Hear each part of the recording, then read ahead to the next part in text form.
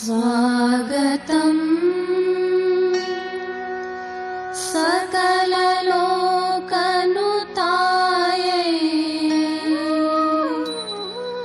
स्वागतं भुवनराजमहिष्यै। नमो देव्यै महादेव्यै शिवायै सततं नमः। नमः प्रकृत्यै भद्रायै नियताः प्रणतास्मतां। शिवाय गुरवे नमः। श्रीमात्रे नमः। श्री विष्णुरूपाय नमः शिवाय। श्री उमायै नमः। అరుణాచలంలో ఉన్న అపీత కుచాంబ నమస్కరిస్తూ రమణ మహర్షి అక్కడే ఆశ్రయించి ఎల్లవేళలా స్థిరంగా ఉన్నాడు. గణపతి ముని అక్కడి నుంచి వెళుతూ వస్తూ ఉన్నాడు అనే భావాన్ని చెప్తూ ఒక రమ్యమైన ఒక ఆర్ద్రమైన భక్తిభావాన్ని తర్వాత శ్లోకంలో ఆవిష్కరిస్తున్నారు.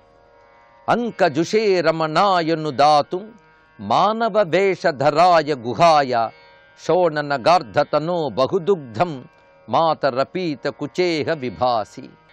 మానవ వేషధరాయ గుహాయ, గుహుడు అంటే సుబ్రహ్మణ్యుడు.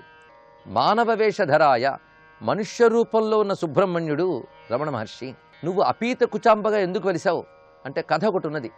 తాను సుబ్రహ్మణ్యునికి స్తన్యపానం చేస్తూ అది కూడా విడిచిపెట్టి పిల్లవాడిని అక్కడ ఉంచి అరుణాచలానికి ప్రదక్షిణ చేయడానికి అమ్మవారు వచ్చారు.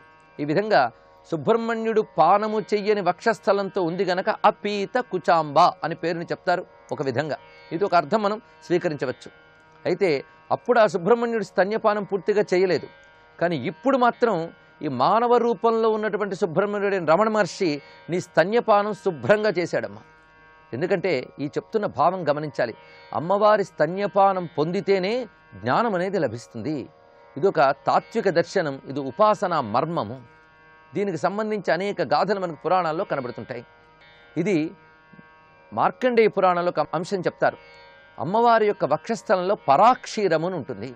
ఎలాగైతే తల్లి తన వక్షస్థలంతో పిల్లల్ని పోషిస్తుందో అమ్మవారు కూడా తనదైన వక్షస్థలంలో సూర్యచంద్రులనే ఆ వక్షస్థల స్థానంలో ఉంచి జగత్తుని పోషిస్తోంది అని చెప్తారు. ఇలా జగత్తుకంతటిగా అన్నం పెడుతున్నది అమ్మవారే. ఎందుకంటే అందరూ సూర్యచంద్రుల ద్వారానే ప్రాణశక్తిని పొందుతున్నాం. అంటే ఈ సూర్యచంద్రులు విశ్వశరీరినైన అమ్మవారి యొక్క ఆ శరీరంలో వక్షస్థల స్థానంలో ఉన్నారు. అందుకే మనందరం ఆ జగన్మాత యొక్క పిల్లలమే. పెద్దవాళ్ళైనా సరే ఆ తల్లి యొక్క అమృత క్షీరాన్ని సూర్యచంద్రుల రూపంలో పొందుతున్నారు. అయితే భక్తులైన యోగులకు మాత్రం అమ్మవారు ఒక ప్రత్యేక క్షీరాన్ని ఇస్తారు. ఆ క్షీరం పేరు పరాక్షీరము. ఈ పరాక్షీరం పేరే జ్ఞానక్షీరము. ఈ జ్ఞానక్షీరాన్ని ఎవరైతే పానం చేస్తారో వాళ్ళు శుద్ధులై బుద్ధులై జీవన్ముక్తులై శివతత్వంతో తాదాత్మ్యం చెందుతారని చెప్తున్నారు. అందుకే పసిపిల్లవాని వలె అమాయకమైన భావంతో అమ్మ చరణాలను ఆశ్రయించిన భక్తులకు అమ్మవారు జ్ఞానాన్ని ఇస్తారు. ఈ జ్ఞానాన్ని ఇవ్వడం అనే దాన్ని ఒక సంకేతంలో ఒక తల్లి స్తన్యం ఇచ్చినట్లుగా జగన్మాత అనుగ్రహం జ్ఞానక్షీరాన్ని ఇస్తుంది. దానివల్ల భక్తుడు బ్రహ్మజ్ఞానియే ముక్తిని పొందుతాడు. ఇది జరిగేటువంటి విధానం. దీన్ని బట్టి అమ్మవారి అనుగ్రహం జ్ఞానాన్ని ఇస్తుంది, జ్ఞానం వల్ల ముక్తి లభిస్తుంది అనేటువంటి అంశాన్ని ఇంత చక్కని రూపకల్పనలో చెప్తున్నారు. అయితే ఆ కాలంలో అసలు ఆ కాలం ఏంటి, ఈ కాలం వరకు రమణ మహర్షి లాంటి వారు మరి కనబడరు. అని జీవన్ముక్తులు ఒక్కడు కనబడ్డా అది అదృష్టమే. ఆ జీవన్ముక్తులు విశ్వమంతా ఆత్మస్వరూపంగా దర్శిస్తారు. ఆ ఆత్మయే తామనేటువంటి తాదాత్మ్య స్థితిలో ఉంటారు. అలాంటి జీవన్ముక్తుడు రమణ మహర్షి. జీవన్ముక్తుడు అంటే పండిన జ్ఞానం కలవాడే జీవన్ముక్తుడు, బ్రహ్మజ్ఞాని. బ్రహ్మవిద్ బ్రహ్మైవ భవతి అన్నట్లుగా బ్రహ్మజ్ఞాని సాక్షాత్ బ్రహ్మస్వరూపుడే. ఒక సుఖమహర్షి, ఒక రమణ మహర్షి, వీళ్ళందరూ జీవన్ముక్తులు. వాళ్ళ వర్ణాశ్రమాలకు అతీతులు. అలాంటి జీవన్ముక్తావస్థ ఏ జ్ఞానం చేత లభించిందో ఆ జ్ఞానము అమ్మవారి అనుగ్రహం చేత లభించింది.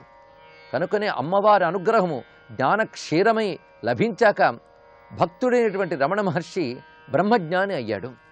కనుకనే మానవ వేషం ధరించిన సుబ్రహ్మణ్యునికి నువ్వు సంపూర్ణముగా స్తన్యపానం చేయించేవి తల్లి అంటే ఆ మాట ఎలా చెప్పగలవంటే సంపూర్ణమైన జ్ఞాని రమణ మహర్షి గనక ఆయనకు నీ స్తన్యపానం సంపూర్ణంగా లభించింది. ఒక్కొక్కప్పుడు తల్లి ఒళ్ళు మరిచి నిద్రపోతే తన ఒంటి మీద తనకే తెలివిలేనంత నిద్రపోతే అప్పుడు ఆ పిల్లవాడు ఆకలితో స్తన్యపానం మొత్తం చేసినట్లుగా ఓ జగన్మాత నువ్వు పూర్ణ సమాధి స్థితిలో ఉన్న సమయంలో ఈ పిల్లవాడు అంటే రమణ మహర్షి అనే సుబ్రహ్మణ్యుడు నీ స్తన్యపానం సంపూర్ణంగా చేసేసాడు అన్నారు. ఈ చెప్పడంలో భావం ఏమిటి? అమ్మవారు నిద్రపోతారా అంటే పూర్ణ సమాధి స్థితిలో అమ్మవారు ఉన్నారు అన్నారు ఇక్కడ. అంటే భగవన్మూర్తి కూడా పూర్ణ సమాధి స్థితిలో ఉండడం అర్థం ఏంటంటే తన ఆత్మస్థితిలో తానుండడం. అలా తనను తాను మైమరచి తల్లి నిద్రిస్తున్న సమయంలో పిల్లవాడు స్తన్యపానం చేసినట్లే పూర్ణ సమాధి స్థితిలో అమ్మవారు ఉంటూ ఉంటే ఆమె స్తన్యాన్ని ఇష్టం వచ్చినట్లుగా సంపూర్ణంగా పానం చేశాడు రమణ మహర్షి అనబడే కుమారస్వామి. అందువల్లనే అంత స్తన్యపానం చేశాడు గనుకనే ఇంత సంపూర్ణమైన జ్ఞాని అయ్యాడు. ఎందుకంటే బ్రహ్మజ్ఞానం సర్వజ్ఞత్వం. సర్వజ్ఞుడు అంటే అన్ని విద్యలు తెలిసినవాడని కాదు, సర్వజ్ఞుడు అంటే బ్రహ్మజ్ఞానం ఉన్నవాడని అర్థం. అంత సర్వజ్ఞత్వము అంత బ్రహ్మజ్ఞాన స్వరూపము రమణ మహర్షికి లభించడానికి కారణం సంపూర్ణముగా నీ స్తన్యపానము చేయడం చేతనే అనే భావాన్ని 19వ శ్లోకంలో చెప్తున్నారు. పూర్ణ సమాధి వసాత్ స్వపిషిత్వం పీతమపీత కుచెంబ నవేత్సి అంకజుషారమణేన సుతేన ప్రేక్ష యథేష్ట మురోరుహ దుగ్ధం.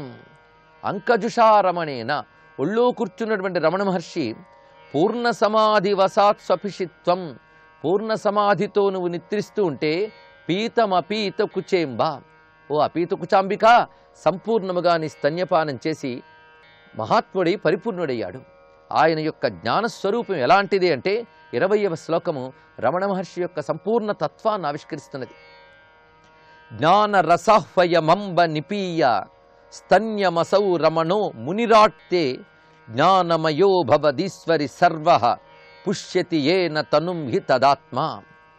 ఇక్కడ జీవన్ముక్తుడి అవస్థ ఏంటో చెప్తున్నారు. ఇక్కడ ఆ జీవన్ముక్తుడి స్థితి అవస్థలకు అతీతం. అది సర్వహ అనే మాటలో చెప్పారు. సర్వహ అంటే సంపూర్ణమే, అన్నీ తానైనటువంటి వాడు, సర్వస్వరూపుడయ్యాడు రమణ మహర్షి.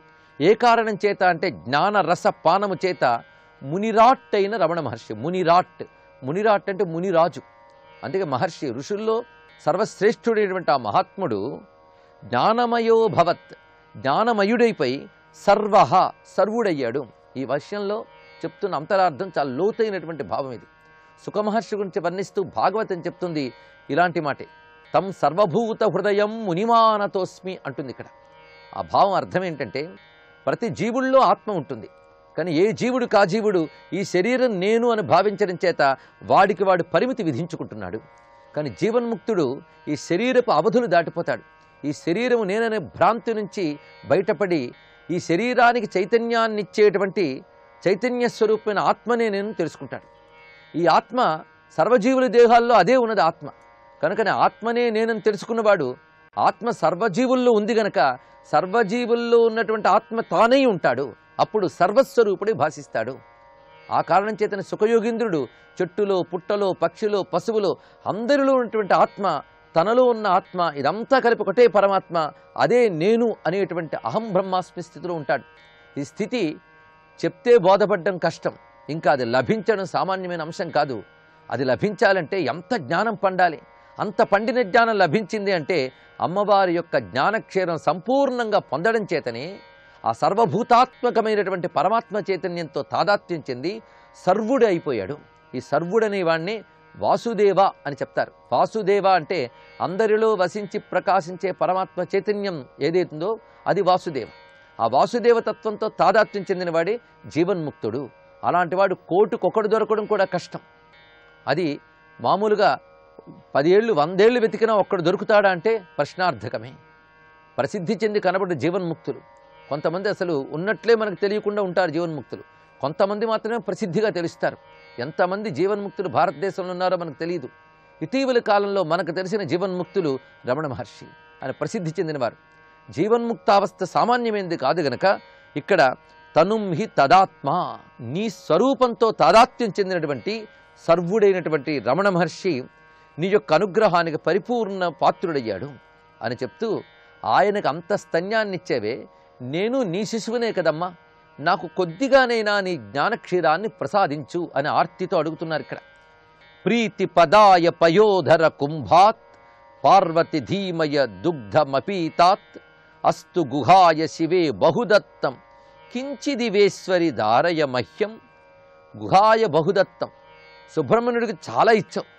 నేను నీ కొడుకు, నేను గణపతిని, నాకు కొంచెమైనా ఇయ్యమ్మా ఆ జ్ఞానక్షీరాన్ని అని ఆర్తితో అడుగుతున్నారు.